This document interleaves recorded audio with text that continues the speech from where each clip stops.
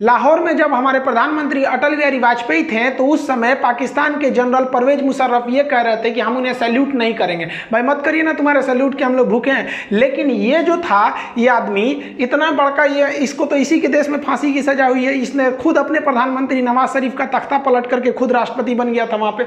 तो ये इसने क्या किया, एक प्लान बनाया, ऑपरेशन बद्र, अल बद्र प्लान बनाया। और इसमें ना कई जनरल थे, 4-5 लोग, यही लोग मेन थे। इनमें सबसे महत्वपूर्ण जो थे वो तो एकदम ये तो था ही भाई, ये जनरल ही थे परवेज मुशर्रफ। और यहाँ पे चीफ ऑफ जो जनरल स्टाफ थे अजीज खान, और यहाँ मेजर जनरल जावेद हसन। ऐसा कहा जाता है कि पूरा जावेद हसन ने ही रूपरेखा तैयार किया था। हालांकि इतने लोगों का योगदान था कारगिल में।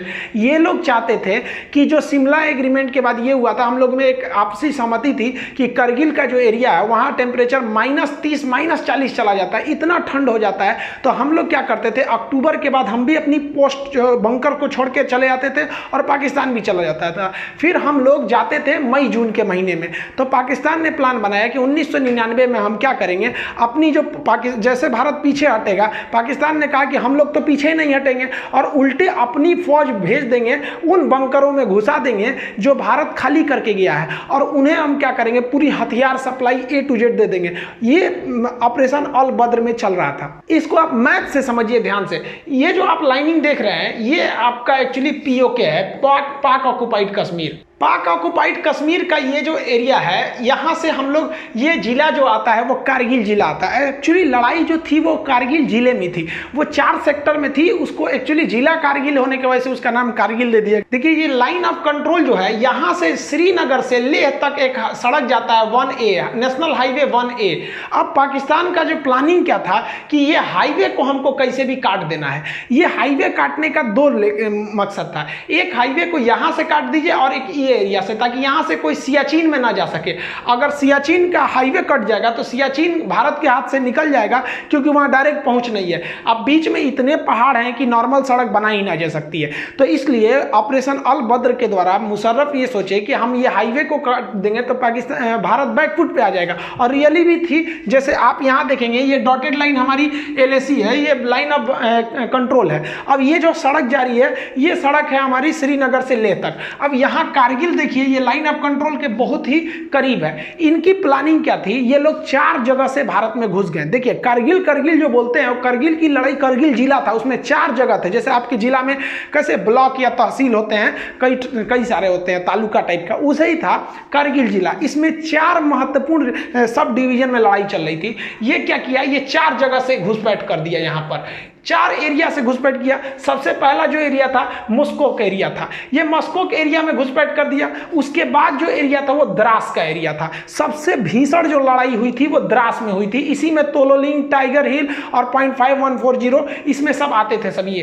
तो ये वाला एरिया हो गया द्रास। और इसके बाद ये वाला एरिया हो गया काक्सर। काक्सर का एरिया जो था वो एक्चुअली बैकअप के लिए इन लोगों ने यूज किया था। और काक्सर के बाद ये बटालिक एरिया, बटालिक सबसे लास्ट में था। अब आप बताइए बटालिक क्यों किया गया था, क्योंकि बटालिक पे अगर कब्जा हो जाएगा तो हम सियाचिन नहीं जा पाएंगे।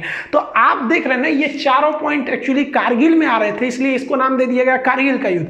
लेकिन कारगिल का युद्ध में जो सबसे भीषण एरिया जगह युद्ध हुआ था वो था द्रास में। तो अब हम लोग एक एक करके समझते हैं कि आखिर ये लड़ाइयाँ कैसे कैसे हुई थी। देखिए ये पहाड़ी एरिया है, यहाँ इंडस्ट्रीज नहीं है, यहाँ पर पशुपालन ज़्यादा होता है। तो एक याक पहाड़ी जीव होते हैं, पहाड़ी पशु है, तो याक चरा रहे थे लोग। तो ये तासी दयाल नाम के एक व्यक्ति का याक खो गया था। वो उसे ढूंढने गया और दूरबीन में देखा तो उसको दिखाई दिया कि कुछ लोग पत्थर को खोद रहे हैं और वहाँ छुपने की जगह बना रहे हैं, बंकर बना रहे हैं। और वो दाढ़ी वगैरह रखे तो समझ गया कि भाई ये पाकिस्तानी है। ये भागा आया, आर्मी को बताया कि भाई वहाँ ऐसी ऐसी घुसपैठ हो रही है। तो आर्मी ने देखा तो भाई आर्मी को भी हलचल दिखाई दी, हेलीकॉप्टर से सर्वे लिखा गया तो भारत को भी पता चला कि भाई यहाँ पे घुसपैठ है। तो इसके लिए पेट्रोलिंग पार्टी, पेट्रोलिंग मतलब होता है जांच के लिए, पेट्रोलिंग पार्टी भेजी गई 5 मई को।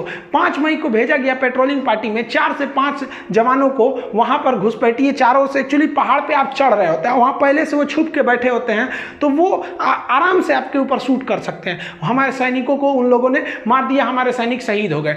इसके बाद जो हुआ वो एकदम भयानक हो गया। ये 9 मई को सीधा हमारा कारगिल के जिला पर, अब जैसे कारगिल का कई एरिया है, जैसे मस्कोक है, द्रास है, बटालिक है, काक्सर है, तो ये 4-5 अलग है, छोटे छोटे डिवीजन है, लेकिन एकदम मेन जिला पे ही कारगिल जिला में आके पाकिस्तानी आर्मी का एक तोप का गोला गिरा और भारत का जो एमुनेशन डिपो था जहां गोला बारूद रखा था पूरा वही उड़ा दिया और एक झटके में भारत को 127 करोड़ का लॉस हो गया। इन सब के होने के बाद भारत को लग रहा था कि ये मामूली घुसपैठिए आतंकवादी हैं, लेकिन धीरे धीरे पूरी तरह से साफ होने लगा कि ये आतंकवादी नहीं है। इन आतंकवादियों के पीछे पाकिस्तानी पिल्ले बैठे हुए हैं, उनकी नॉर्दर्न लाइट इन्फेंट्री के जवान बैठे थे। उनके अंदर इतना तो कलेजा नहीं है कि सामने सामने लड़े। अरे साले मर्द की औलाद थो तो सीधा बोले रहते ना कि मत लौटो। हम लोग जब लौट गए थे ठंड में तो तुम आके वहां बैठ गए थे, उसके बाद वीर बन रहे हो। देखिए एक्चुअली क्या होता है कि जब आप हमला करने जाते हैं तो माना जाता है कि आपकी फौज 3 गुनी होनी चाहिए क्योंकि दुश्मन पहले से बैठा है, लेकिन पहाड़ी लड़ाई में ऐसा माना जाता है कि नहीं, आपको 9 गुना लॉस होगा। एक तो आप चढ़ेंगे, आपको चढ़ाई में दौड़ नहीं सकते हैं खाली मैदान की तरफ, और वो आराम से बैठा हुआ है पहाड़ में, हल्का सा एक मौका कर लेगा, बंदूक निकाल लेगा, आपको दिखेगा नहीं कहां से गोली आ रही है। अब भारत के सामने यही बड़ी समस्या थी, कैसे कैसे हमला किया जाएगा। तो ये टोटल का एरिया देखिए कारगिल है, तो इसमें हम लोग जो देख रहे थे ये वाला एरिया जो है ये मॉस्को है, इसके बाद ये द्रास है। तो मेन जो झमेला था वही वो द्रास में था, क्योंकि द्रास जो है हाईवे के एकदम करीब में भी करीब का एरिया था और यहाँ की जो पहाड़ियां थी वो काफी ऊंची थी, जिससे कि नेशनल हाईवे नंबर 1 पर कौन जा रहा है आराम से देखा जा सकता था। पाकिस्तान इतना डोमिनेंस कर लिया था कि नेशनल हाईवे नंबर 1 पर आप एक स्कूटर नहीं ले जा सकते थे बिना उनके हिसाब से, क्योंकि वो आराम से गोली मार सकते थे, सर पे गोली मारते थे एकदम टीप के वो सब। तो भारत को यहाँ पे बहुत बड़ा डिसएडवांटेज था, ये भारत की इंटेलिजेंस फेलियर थी, ये पूरी तरह से आके इन पहाड़ियों पर बैठ गए। अब ये जो आपका द्रास का एरिया दिख रहा है, ये भले इतना छोटा यहां दिख रहा है, अब ये देखिए पूरा का पूरा एरिया द्रास है।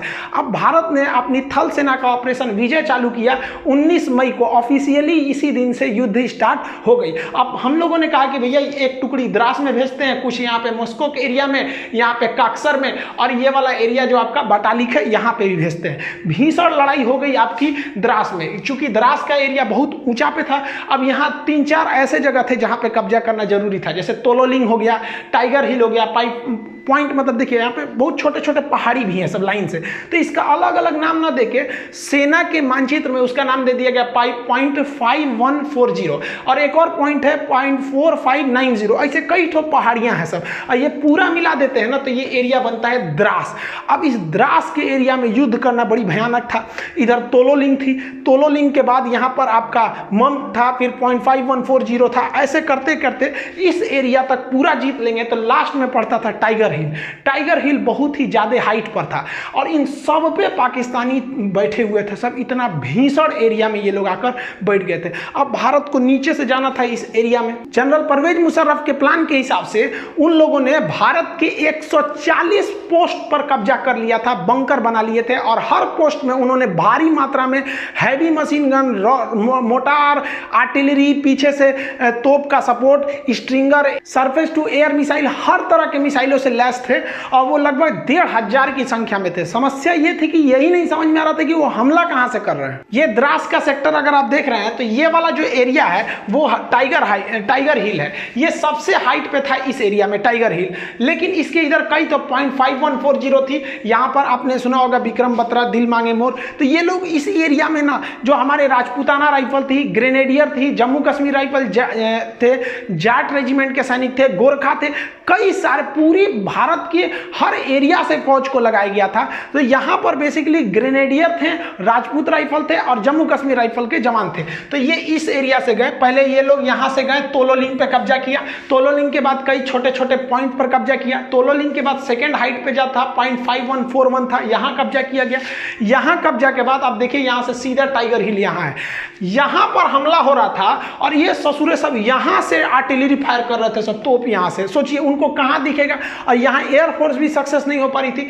लेकिन भारतीय जवान रुकने वाले कहां है ससुरे तुनाई। भारत मां को जब भी जरूरत पड़ी है, भारत के वीर सपूतों ने कभी भी अपना खून बहाने से पीछे नहीं हटे हैं। भारतीय सैनिक जब पॉइंट 5141 पे कब्जा किए तो यहां से नीचे उतरते वक्त भी बहुत ज्यादा यहां से भीषण फायरिंग हो रही थी, यहीं पे बहुत सारे फौजी हमारे शहीद हो गए। फिर प्लान बनाया गया कि हम लोग इस डायरेक्शन से उतर के कुछ उस डायरेक्शन से, तीनों ओर से घेरा जाए हम लोग टाइगर हिल के ऊपर, 3 ओर से टाइगर हिल को घेर के, और फिर भारत ने टाइगर हिल पर अपना तिरंगा लहरा दिया था।